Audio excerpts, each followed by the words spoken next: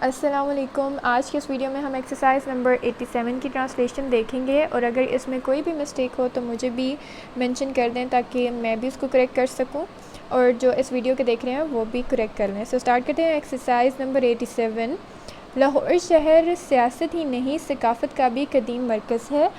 مغلوں کی ثقافت نے عروج کا زمانہ اس شہر میں دیکھا.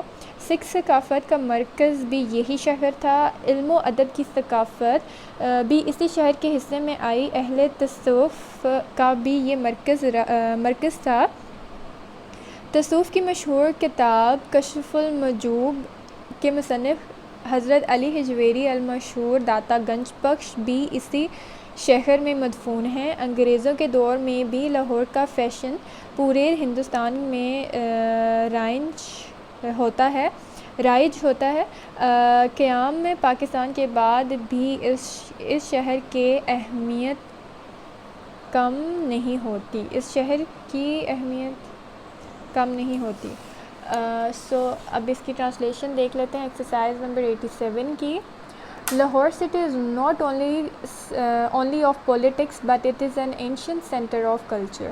The Mughal culture had seen the time of rise in this city. This city was also the center of Sikh culture. The culture of knowledge and literature is also inherited by this city. This was also the center of the saints. The writer of the famous book of Sufism, Kashful Mahjoob, Hazrat Ali Hijweri, alias Data Ganj Baksh, is also lying buried in this city. In British age yahan pe period, the fashion of Lahore was practiced throughout the Hindustan.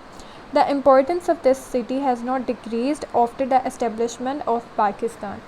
یہ تھی exercise number 87 کی translation. Next میں ہم 88 کی translation دیکھیں گے.